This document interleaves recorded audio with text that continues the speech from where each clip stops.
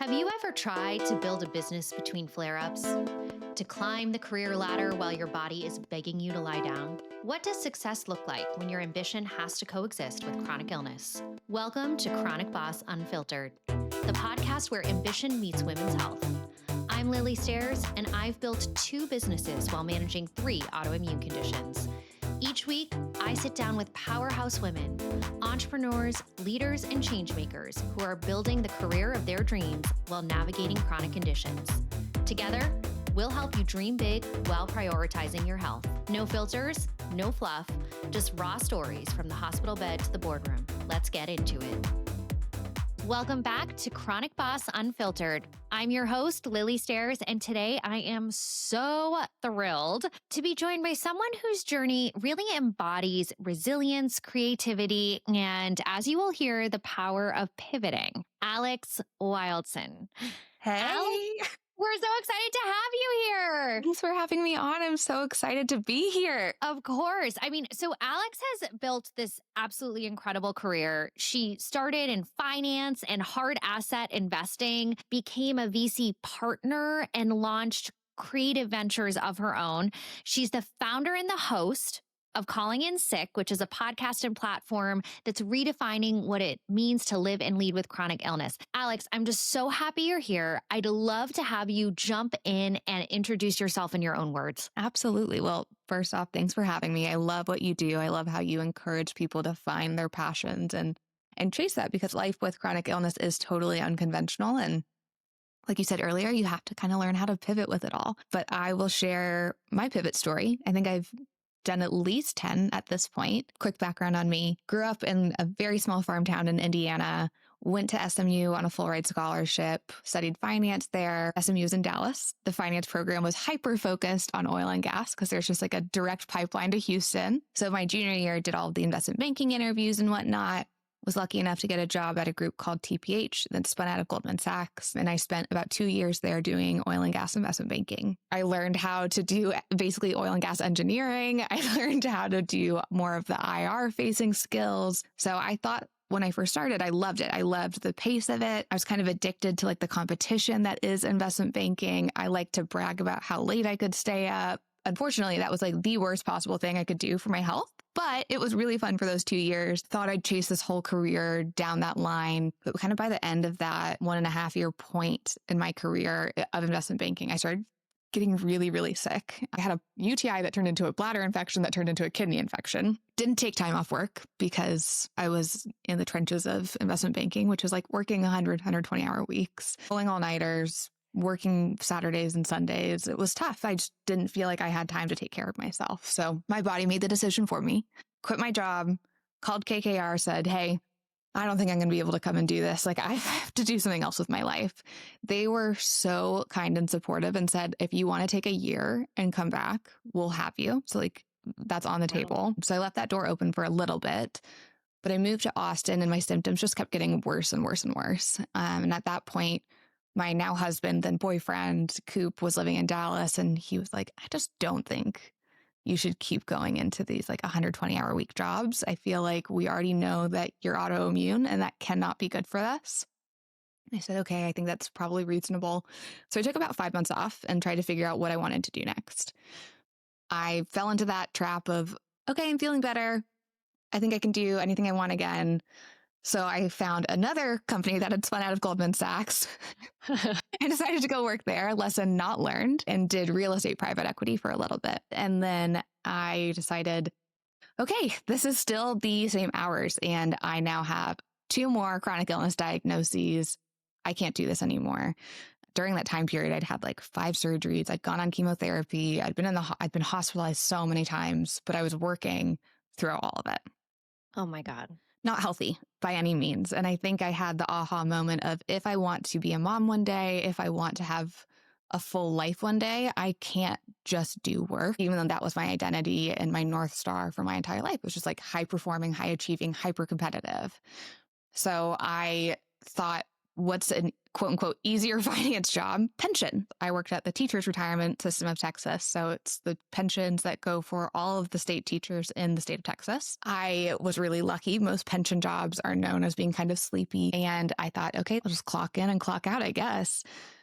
That was not the case. When I got there, it was the very first time where our venture book was looking to be redone and rehauled.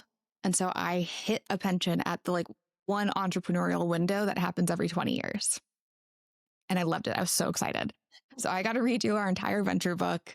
I deployed $5 billion into the industry. And then venture valuations fell out in 2021 and 2022. And our CIO said, we're not going to do this anymore. We're going to just re-up with existing managers, no new relationships. So I said, okay, I have the entrepreneur bug though. I think I need to start looking for other things. So I started, the writing was on the wall. I started looking for my next gig. And then I had the spinal surgery in November of 2023 that was botched. I woke up paralyzed. I had to have a second spinal surgery, spent a month in the hospital, and went on medical leave for basically the first time in my life, in my entire career. And it was during that medical leave that I realized, I don't think I'm going to recover from the spine injury in the window that they need me to. And for some reason, it was easier in my mind to step out of a traditional finance career because of an injury instead of my chronic illness. I didn't want to let my chronic illness take that away from me. So during my medical leave, this is something that will hold true through my whole story. I'm a sociopath. I decided to launch 3 businesses during that time period. Launched my podcast. I launched my social media content creating career.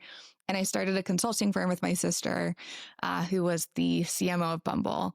So we were helping startups kind of navigate storytelling and fundraising, and then also did the same for emerging venture managers. Loved it. Fell in love with the venture emerging manager space. Ended up becoming a partner at a venture manager firm called Hot Start. We invest in celebrity founded CPG companies. Can get into all of that tea later on, but it's super fascinating thesis and very differentiated in the space, which makes me very excited, obviously. And now I'm a year into all of it. I'm working on an app on the side because I like to apparently never sleep, and we're just going along with it. My head is spinning from all of the different things that you do. I wish I was a finance girly, but alas, I am not. And so half the words you said, I'm so impressed with just everything that's in your brain, and to have that finance side of your brain as well as the creative side is really such an anomaly and incredible. And I'm really curious because you've brought these very different worlds together. So on one side, you've got the VC, you've got the finance, you've got just this hard hitting career. And then on the other side, you've developed this really creative, compassionate storytelling brand. And so I'm curious, how do you integrate these? Where's the overlap, and how has your background in VC and investing shaped how you approach your advocacy work and building narratives and communities? It's a good question. I think for a long time, I felt like they were totally split worlds, that I was living 2 different lives. But candidly, in my finance career, I was the person that, yes, was obviously doing the financial models and whatnot, but from day one, as an analyst in investment banking, I was being put into the meeting room with the CEOs of all the different companies because of my personal skills. When you're in a group of primarily younger men and you're the only girl and you're chatty and you're not the personality hire, but you also are the personality hire, you get afforded these interesting opportunities. So I was put in the room really early and learned how to talk to people and to storytell in a totally different way. Where all my peers were presenting information, I was telling the story of how these assets came to be and why they were interesting and whatnot. So it was just very different approach that was, I think, came from who I am. So when I transitioned away from hard assets into VC, that nature really shined, and it made me be able to stand out a little bit, because storytelling is what really is the core of anything. As a brand launches, as a firm grows, it's the narrative that you put in front of other people to consume that allows them to be interested, grow fondness, and then grow community around you. So that skill set, very strangely, actually did come from the finance side. And it's been so fun to step out of the selling world into just building a community. And I think because I didn't put on the selling hat while building this content creation and podcasting, it came out of just, candidly, I was bored and I wanted to connect with people that were also sick, and I wanted to do something different, but I didn't see it as a business at first. It allowed me to approach it in the same vein, but a little bit differently, I think. Yeah, and very authentically, that you Yeah. weren't approaching it as a business. So let's talk about Calling in Sick, this amazing platform and podcast that you've built very quickly, and it's been really successful. So walk me through the genesis of this. So it was January 2024. There was some trend on TikTok. I'd never posted a TikTok video in my entire life. And it was, you have something if you blink. And I did a bunch of different skits with it and it went viral. It was my first video ever. And I was like, oh, this is really addicting. Like, this Your is first not video good for went me. viral? It went My God, viral. that's so cool. And it was that instant dopamine hit that was very reminiscent of investment banking days, of like a deal going through or getting good feedback. And I was like, oh no, this is not good. This is not good for me. Turns out it was really good for me. I loved it. So I started just talking to my audience. Like, I was FaceTiming my friend or showing insights of coups in my life. And when I started seeing that people liked how I was sharing my life, I stepped away and my little analytical brain was like, why? What makes me different? And I think it's because I don't want to only show chronic illness. I want to show everything. I think it's really, really important to not lose ourselves in anything. And that is not just unique to chronic illness. You can obviously lose your identity into your illness, but that happens to people that aren't sick. You lose yourself in your career, you lose yourself in your familial role. And I wanted to show that you don't have to do that. You can lose yourself in 15 different places at the same time. You can do more than lose yourself in one place. So that was kind of the starting point, I guess. And then I wanted to have moments where I could talk to other people in a more formal space. So launched the podcast. And since then, it's just been growing. And it's been amazing to just see the feedback on it. I think the North Stars of it are that it is a place to find hope, a place to find community, a place to feel seen and heard. It's not a place to trauma dump and be mean to people and one up people. It's not a place to get medical advice necessarily, but it's a safe space. It's your best friend group that you wish that you had. Yeah, I think that's so powerful. And it's something that I really admire about what you've built, because not unlike Chronic Boss, right? We are trying to create a space that honors these different parts of who you are, and that it doesn't have to be all one thing. And so it's like, that's how I felt when we started Chronic Boss. Was I saw that there were these support groups that were happening, Yes. that were for people. And there was the trauma dumping was there, the who's the sickest, I'm like, I don't want to be the sickest. No. There's worst award ever. Yeah, worst word ever. And then on the flip side, when I was looking at like the networking groups and the career oriented groups, which I loved, and the professional development, there was this element of health and wellness missing, especially when you have a chronic condition, and that's impacting how you show up at work. And so I love the way that you have also focused on all these different parts of you. And I think it's so important for the next generation, for our generation, in generations ahead of us, to see that you can thrive. And there's, you don't have to just be the girl who's sick, right? No. Good Lord. I think resigning to anything in life is a detriment to yourself.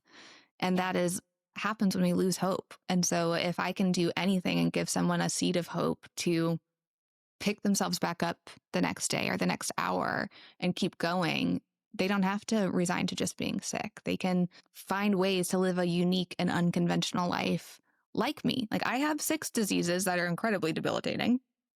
And sometimes they do absolutely ruin my life and my day and my mentality. But I don't ever let it completely crush me and strip me away from the other parts of me, because life's too short to just give up, honestly. So beautifully said. You have a real way with words, Alex, and that's why you are a fabulous podcast host. Thank you.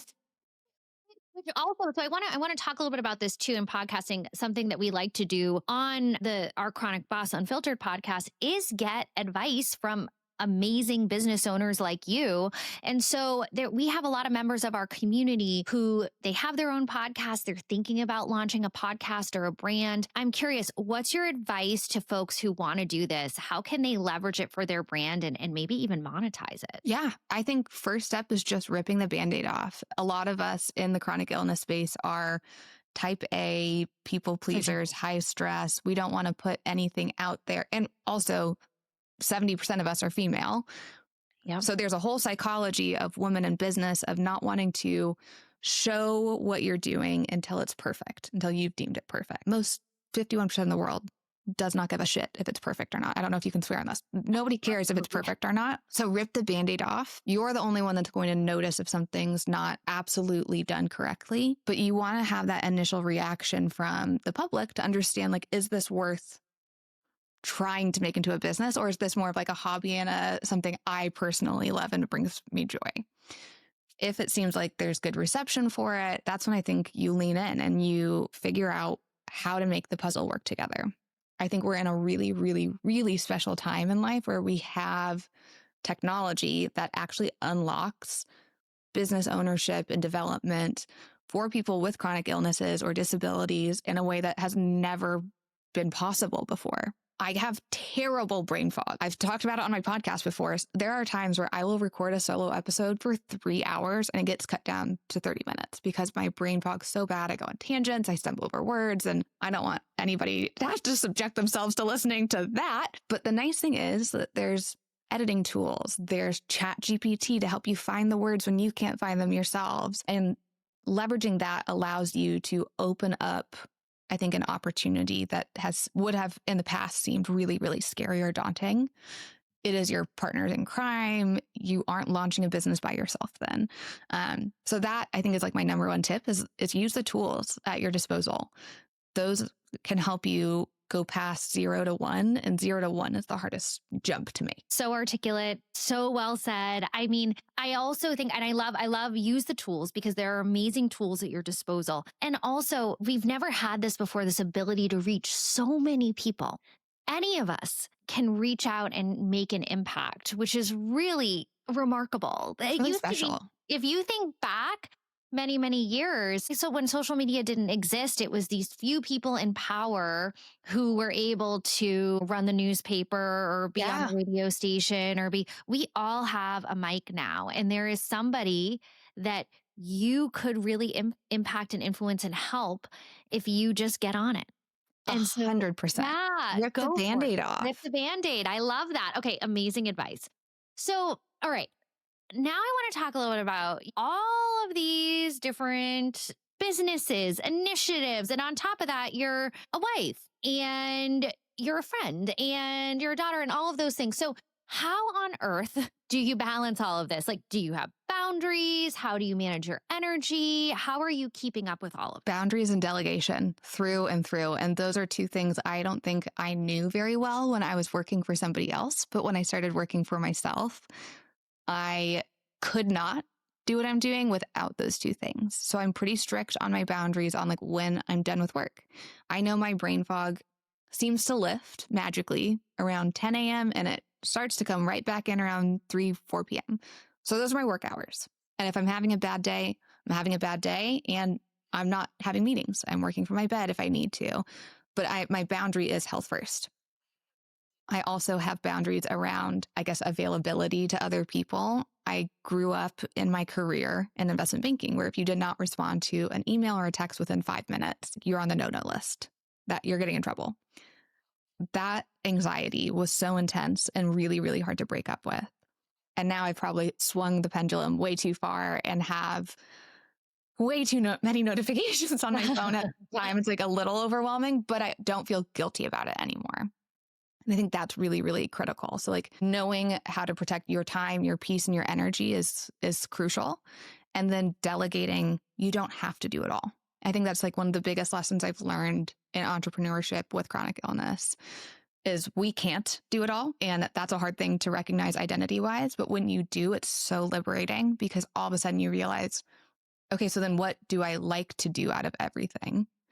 I'll own that. Who can I find to help me do all the stuff I don't like? Because inevitably there's someone who loves doing that part of whatever it is. So for Calling in Sick, we actually have a pretty big team. We have an editor on the network side. We have an editor and a producer that are just for our show. And then on Calling in Sick, like internal, it's me and 4 other girls. And we all have chronic illnesses. There is a time limit and cap on what everyone's deliverables are every single week. So no one gets overwhelmed. There is backup. So if anyone has a bad day, bad week, whatever, there's no stress with that. But that delegation of some of the more menial or like desk work aspects that just were not giving me joy, I needed to find people that wanted to do those things. And there are people in our community that wanted to do that. I'd been getting DMs for a whole year of like, if there's an option to help you on calling in sick, I want to do it. So letting people in is huge. Oh, I was going to ask how you found these people to support you and they're members of your community. How perfect. Exactly. Just, I think, use your own community within you. My sister was the 5th employee at Bumble, and watching her grow that entire community. She was in charge of marketing. It was grassroots movement. Planted the seeds in the college, dorms and whatnot. I remember being a freshman at SMU and like all the Bumble stickers were everywhere. And that was like the exact kind of playbook I wanted to use for calling in sick was, okay, I want a very tight-knit community. We have a group chat. We do virtual hangouts. We do live events. We do giveaways, and it's really, really connected. How do I engage those people to want to do more than just be a community member and take a step further with me in it? And there's people that want to do that. So it's just asking, I guess. Yeah. Oh my gosh. I have so many different threads that I could pull on in what you just talked about. I want to go back for a moment to this idea of guilt and letting go of not getting back to people right away. This is something that we see time and time again come up in our community. And I even struggle with it, right? Because when you're in a position where you're out there and you're sharing your story, everybody wants a piece of your time. Yes. And it's really hard to give a piece of your time to every single person who reaches out. It's just not possible. I always say, if I gave every single person who reached out to me 30 minutes on my calendar, I wouldn't be able to get anything done. No. I wouldn't be able to build the businesses that I'm building. And so I just encourage people to take a step back and think about, if it's not a hell yes, then it's got to be a no. Agreed. And you can open up opportunities for people like you. People are able to access you through you're on your podcast and you're sharing your insights there, and you have all of these resources for your community. And so finding solace in that and remembering I am building something really big and wonderful and beautiful that's going to reach a lot of people and make an impact. And if I give every single person who reaches out my time, I'm not going to be able to do that, right? That was something I really struggled with when I first launched everything. It was specifically after I hit like a 10K threshold. Because under 10K, I could manage engagement. I could do all the DMs. I could get to inbox 0, which was like my dream always. And actually, it was one of my friends who's a therapist that I was venting to about this. And she was like, Alex, every single piece of content you put out is an engagement with that person.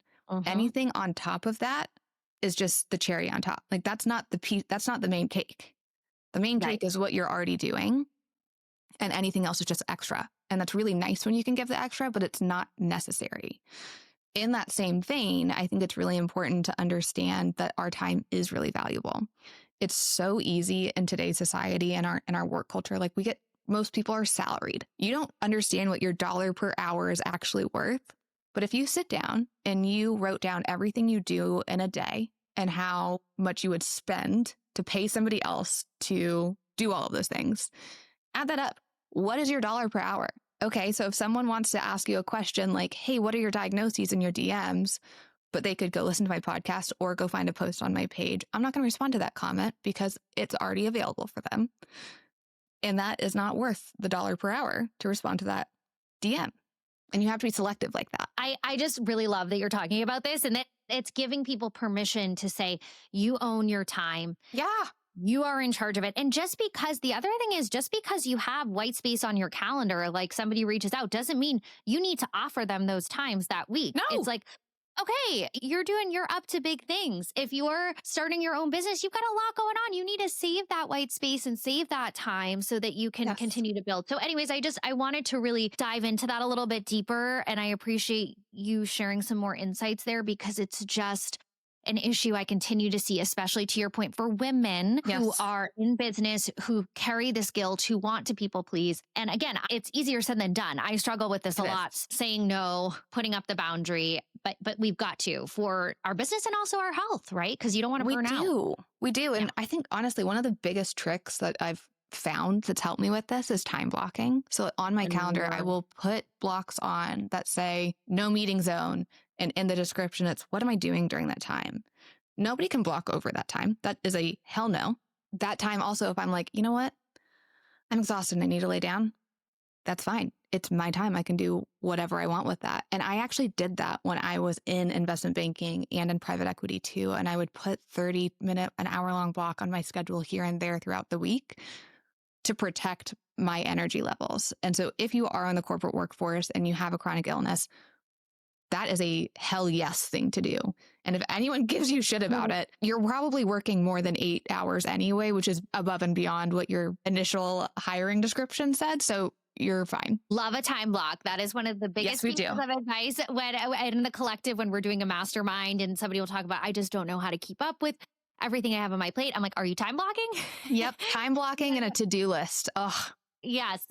So important. yes. So, all right. Love it. Now, I want to jump in to an episode that you recorded for your podcast that I know is just spot on and will really resonate with our community. We're going to make sure we drop it in the show notes. But it was a podcast called How Chronic Illness Changes Our Definition of Ambition and Drive. And in this episode, you ask yourself if you are still ambitious, and you articulate this pivotal shift in your mindset that maybe ambition just looks different now. So can you walk me through this? Like, tell me your thinking behind this, because again, I think it's just something that'll really resonate with our audience. Yeah, I think so. When I recorded that episode, it was probably a year into breaking up with my very true form finance career. And I caught myself not being able to respond to every email. I found myself kind of dreading doing some of my to-do lists. Things had been left on there for weeks or months at a time. I just didn't feel that energy or excitement that I had felt a year prior when I had launched everything. And I remember sitting, talking to Cooper thinking, am I just like lazy now? Like I'm not working in the workforce. Did I become lazy because I don't have something that's pushing me to go do this every day? And now I'm just relying on myself to push myself. Why do I feel this way? And after lots of discussions and therapy and whatnot, I came to the conclusion that success just had to look different to me now. I had to define it differently. I wasn't going to get a promotion at work. I wasn't going to get a raise or a bonus or something like that that would be a very tangible version of success.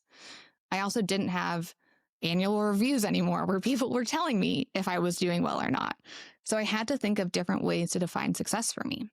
And when I looked at the creative side, it was really hard to have this whole new industry and space and say, okay, so what actually defines success here? What is happy here? And I realized I didn't care what the industry standard of success was. I needed to kind of look inwards and think, what gives me those glimmers, those bright spots, I want to respond to that email. Oh, I want to respond to that DM. What's that like common thread?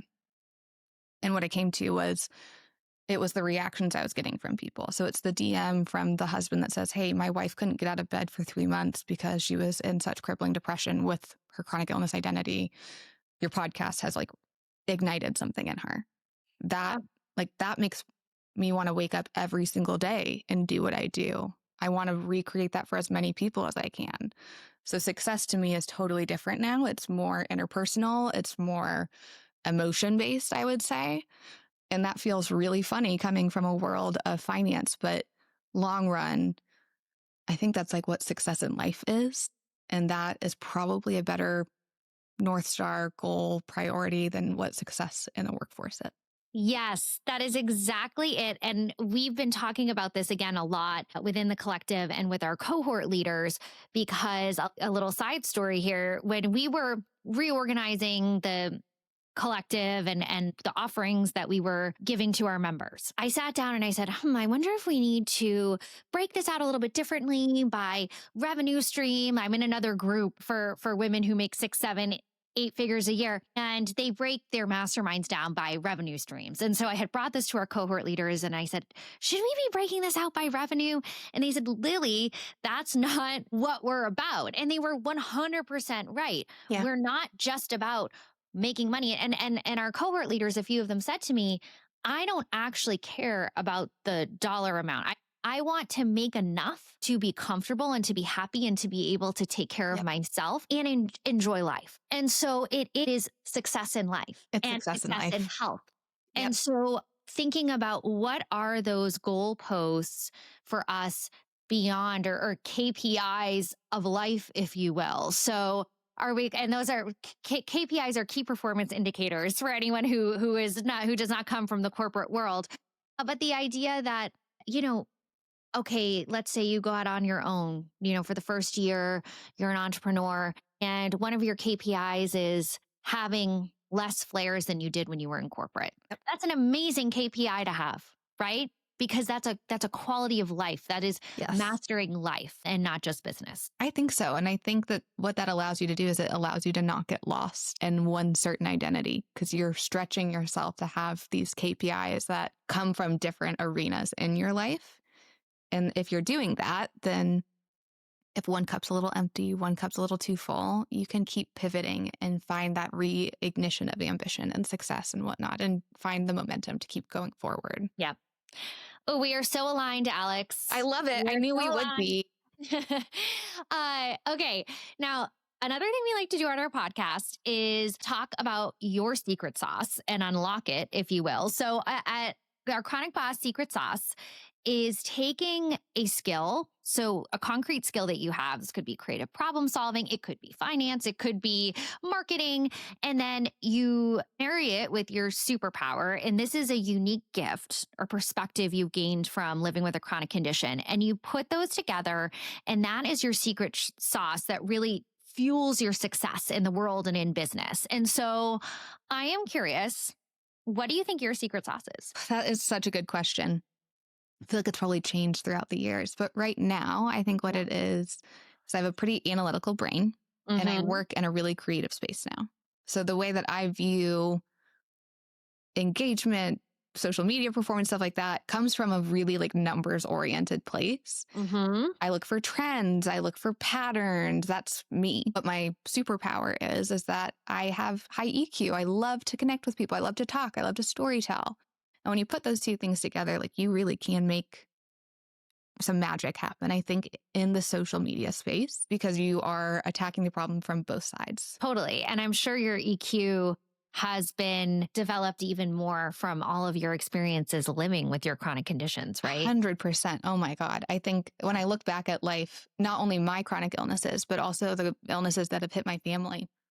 I don't know if this audience knows, but like my dad had testicular cancer. My brother had brain cancer. Other family members have dealt with some crazy health stuff as well in my immediate family. And watching them go through those things gave me also the caregiver perspective.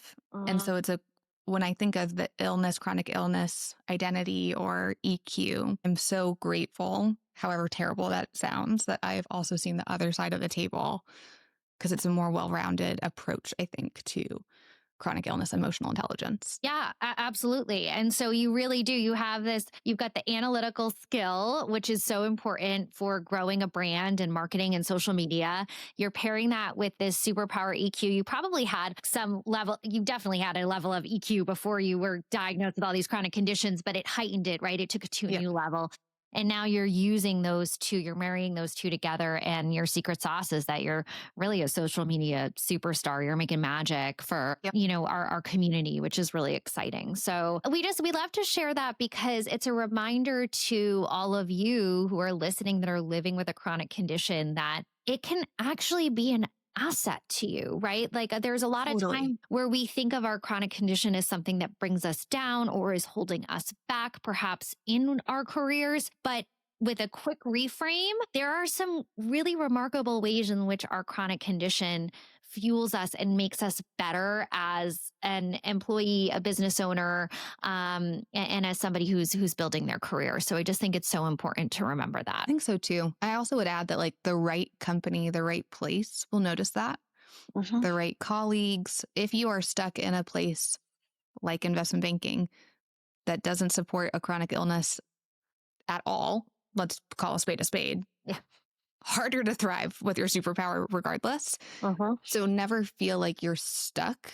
You can go from hard asset finance to social media content creating with that super skill that maybe just isn't being celebrated at the other place. Beautifully said. Love it. So, Alex, you have done so much already. You've accomplished so much. What is next for you? What are you excited about? Where do you see Calling in Sick growing in the next year or couple years? I feel like this is just the beginning, to be honest. Like, I feel like we're in the nascent years and I'm trying to take every single like month and quarter and milestone and really just be grateful and sit in it and be thankful for those moments, because I know they're fleeting, right? Like you only get your first 1,000 likes one time. You only get your first 10,000 follows one time. So sitting and like celebrating each of those milestones has been massively important to me. And I am so excited for the future milestones, but I'm trying to just sit right now, I think, with the like current and be really happy about that. But when I look at what's next, it's growing the community even more. The podcast is like just starting to get to the tipping point where it's really growing and has legs. And I'm so excited and grateful. And I'm really proud of myself, candidly. Like I had such big imposter syndrome when I started launching all of this. I thought there's no way in hell I'm going to keep something alive by myself for a year. And here we are. And I'm like, I couldn't imagine my life without these things. So next on this is growing Calling in Sick, the podcast, tenfold. I would love to have maybe 2 episodes a week if I can swing it, and have like a community spotlight corner if I can. Quietly over the last year, I've actually teamed up with the ex-Bumble and ex-Fubo team, and we are building an app that should be launching later this year or early next. It's a extension of the Calling in Sick podcast, social media, orientation, community education with a little bit of AI baked into it, for all of us to go and gather without having to be at the mercy of algorithms that are pulling us apart and trying to tell us why we're all different and shouldn't agree with each other, when in reality, chronic illness is like probably one of the only cohorts in the entire world where it doesn't matter what your religious, political, socioeconomic background is. We share so many challenging life experiences that bridge us together. And so I wanted to create a space that was honoring that, and it was safe for anybody of any background to come. So that's on the horizon. After the TV show that I just was on, I got bit by that bug. So who knows? I would love to do more in that space. I am teaming up with some ex-HBO people and hopefully pitching a TV concept later this year too. So Oh my we'll see. God, Biting off more than I can chew, fire. for always. This girl is on fire. I love it. I love how much you have on the horizon and how big you're thinking. And I just want to acknowledge that I also love how you're celebrating all of these wins, because I think it's very easy for us and those of us who are ambitious and who are always chasing the next thing to be like, okay, Check. did it. What's next? What's next? And not even sitting and taking a moment to appreciate and be proud of ourselves and be excited. And so I think that's a really amazing reminder. And I am so excited to see where you go next. I am Thank you. so thrilled that we have someone with your brain power and background really being a leader for the chronic illness community, and being a leader that reminds us it's not the only part of our identity. We are a lot of different things. We have a lot of different intersectionalities that make us who we are.